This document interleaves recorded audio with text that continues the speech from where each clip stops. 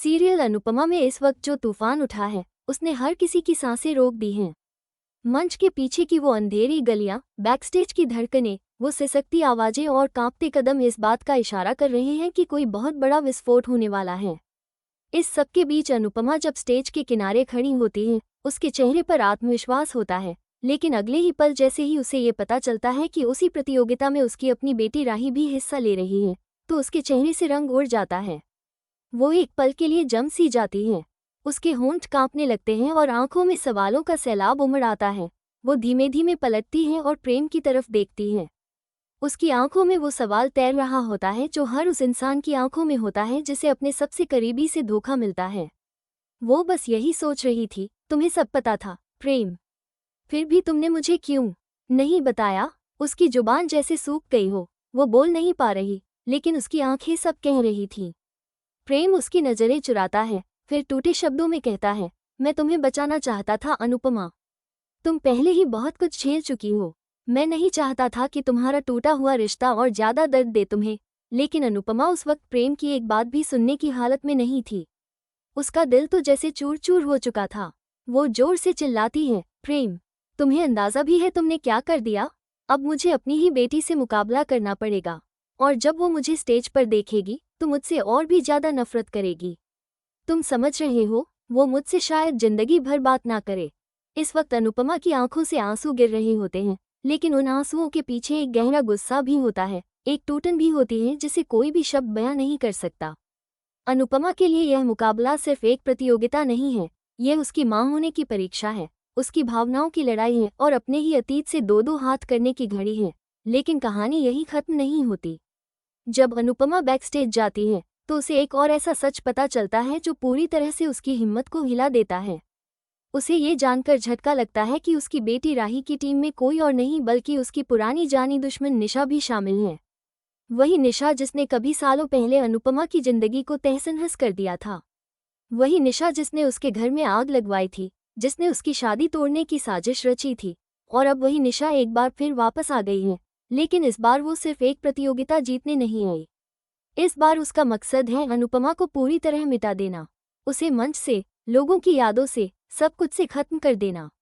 निशा धीरे धीरे राही के कान भर रही है, देख राही, तेरी माँ ने तुझे तब छोड़ दिया था जब तुझे उसकी सबसे ज्यादा जरूरत थी। अब वो तेरा मंच भी छीनने आ गई है। अगर तुझे नाम चाहिए, मुकाम चाहिए, तो तुझे अपनी माँ को हराना ही होगा। राही इस वक्त एक ऐसी उलझन में है जहाँ एक तरफ उसका दिल है और दूसरी तरफ निशा की चुभती हुई बातें। और अनुपमा वो हर तरफ से घिरी हुई है।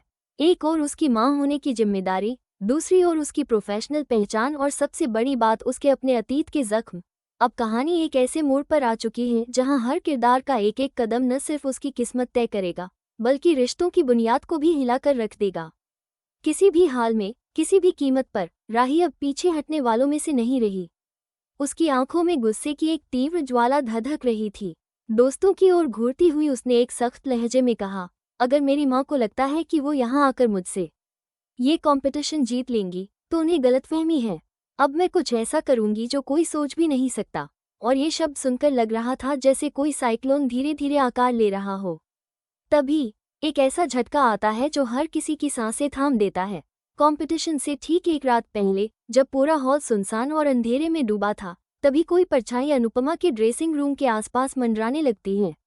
घने सन्नाटे के बीच किसी के कदमों की हल्की आहट सुनाई देती है। एक छाया धीरे से दरवाज़ा खोलती है और अनुपमा के कॉस्ट्यूम पर तेल छिड़ककर उसमें आग लगा देती है।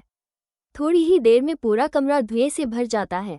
जैसे ही अनुपमा ड्रेसिंग रूम में प्रवेश करती है, घना धुआं उसके चेहरे पर छा जाता है। घबराकर वो चिल्ला उठती है, कोई है, मदद करो। उसकी आवाज़ डर और घुटन में डूबी होती है। सांस लेने में दिक्कत होने लगती है, उसकी आंखें जलने लगती हैं। और तभी प्रेम दरवाज़ा तोड़कर अंदर दौड़ता है।